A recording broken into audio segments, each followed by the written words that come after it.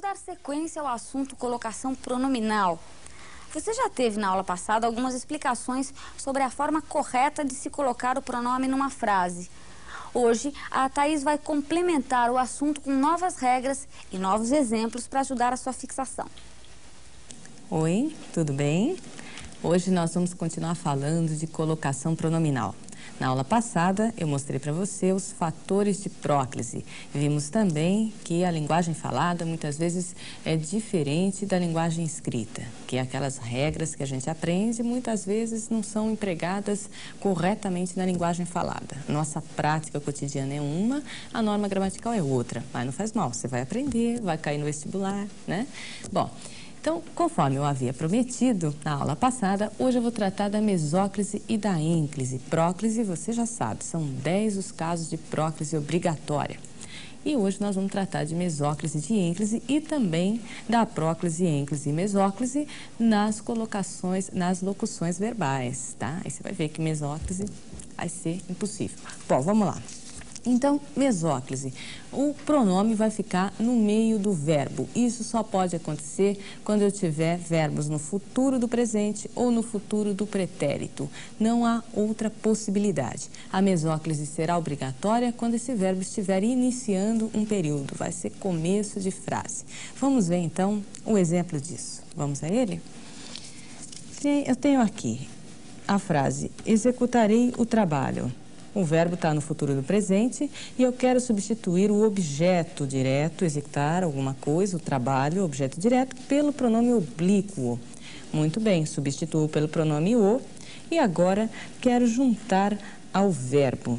Jamais poderia dizer executarei o, né? A ênclise com verbos do futuro, no futuro é impossível. Nunca, nunca, nunca. A ênclise não pode ser usada aqui. Então, o verbo está no futuro, você vai cortá-lo, vai retirar a desinência de futuro, que é a forma ei, você retira, guarda, coloca o pronome depois de executar e coloca a desinência verbal no final. E aqui você está observando que executar mais o dá executá-lo.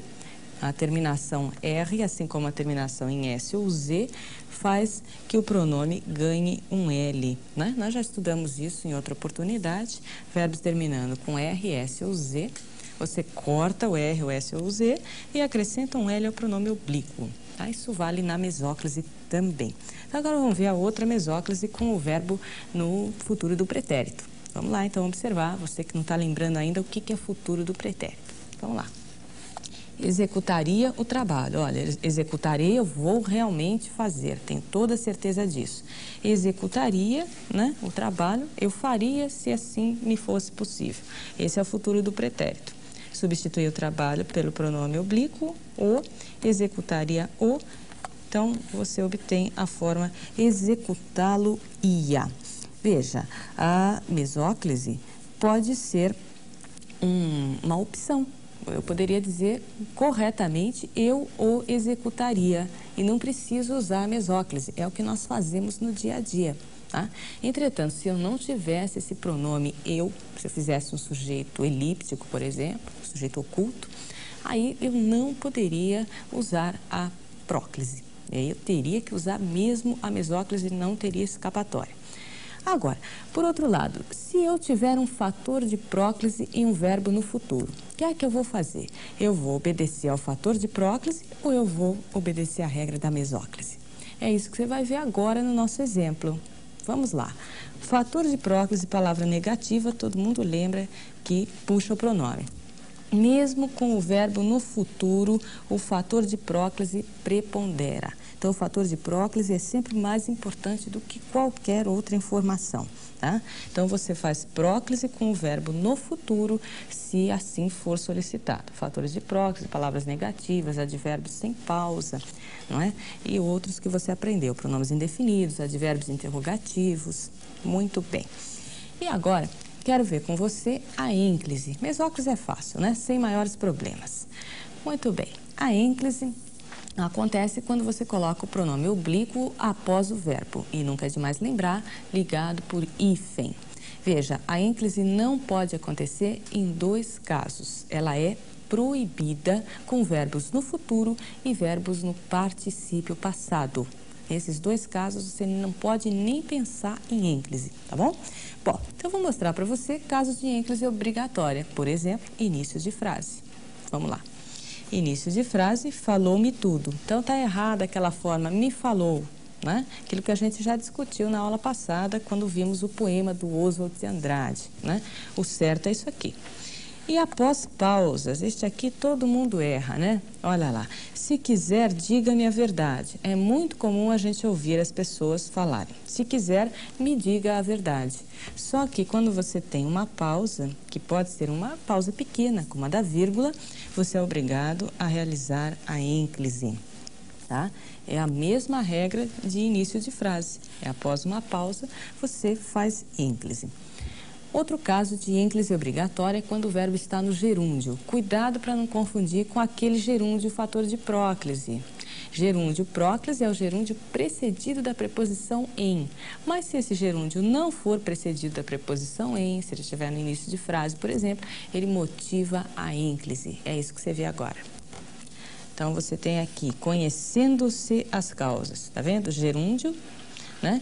Compreendem-se melhor os efeitos. E aqui, o caso de ênclise aqui é porque o verbo está após a pausa. Olha, conhecendo-se as causas, vírgula, pausa. Compreendem-se melhor os efeitos. Tá? Com verbos no imperativo, embora não tenha colocado aqui, com verbos no imperativo também vai ocorrer ênclise. Mas isso é uma coisa um pouco óbvia, porque, em geral, com verbos no imperativo, você tem a questão do início de frase. O verbo aparece já no início de frase.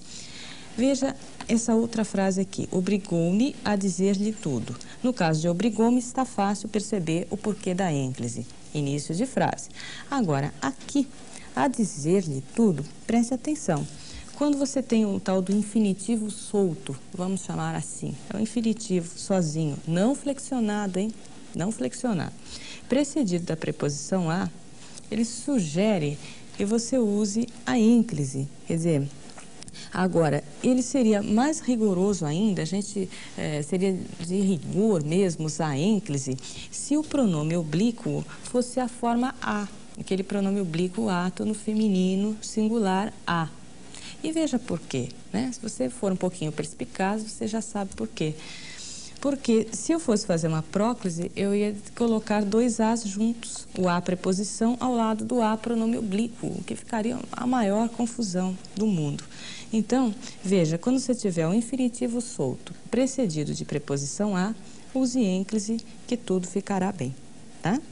Agora, você está vendo pela frase de baixo, aqui pela última, que você pode usar tanto a ênclise quanto a próclise, só que a ênclise é a predileta quando o verbo está no infinitivo.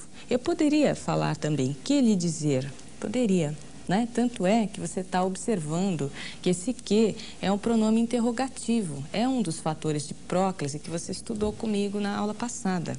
Então você deve estar pensando, mas se ele é fator de próclise, por que que eu não estou colocando o pronome aqui? Por um motivo muito simples, o verbo está no infinitivo impessoal. Quando isso acontecer, você tem duas opções. Tanto você pode obedecer ao fator de próclise, como pode usar a ênclise. E note, observação, o mais usado nesse caso é a ênclise e não a próclise, apesar do fator.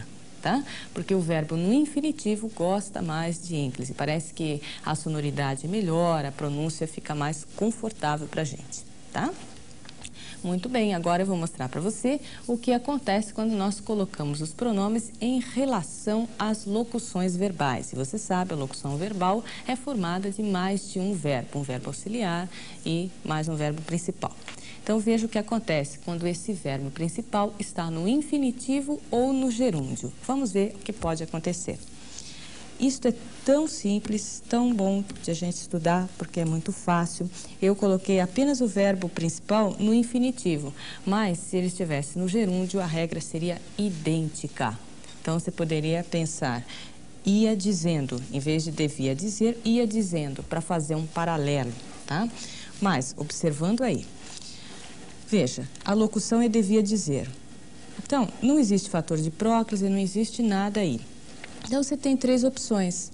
Ou você coloca o pronome antes da locução inteirinha, Ou você coloca o pronome no meio. No meio é uma forma grosseira de dizer, porque, na verdade, ele é proclítico ao auxiliar.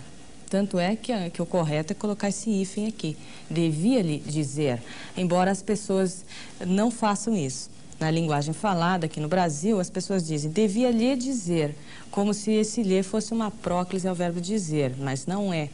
Então, você faz ênclise ao auxiliar. Ou então, faz uma ênclise à locução inteirinha, tá? Fácil, né? De qualquer jeito que você colocar, tá certo. Agora, se houver um fator de próclise antes da locução verbal, vamos lá? O que acontece? Você vai eliminar uma possibilidade, você vai eliminar somente aquela em que o pronome ficava no meio, aquela em que o pronome ficava enclítico ao auxiliar. Então, locução verbal devia dizer com fator de próclise, não. Tanto o pronome pode ficar antes da locução, como pode ficar depois da locução inteira. Tudo bem? Tá?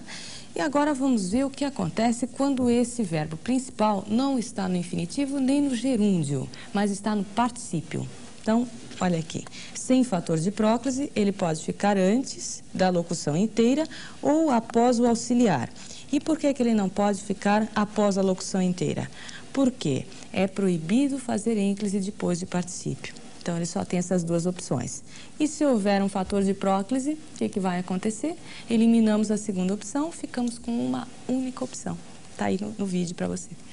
O advogado não lhe tinha dito a verdade. Eu não posso fazer ênclise ao auxiliar quando tenho fator de próclise. E não posso fazer ênclise a verbo no particípio. Então, somente essa opção é a verdadeira, tá? Somente essa daí é possível você fazer. Não é difícil, não é verdade? Então, a gente vai encerrando por aqui e nós retomamos esse assunto na nossa revisão e aí a gente coloca tudo no lugar, tá?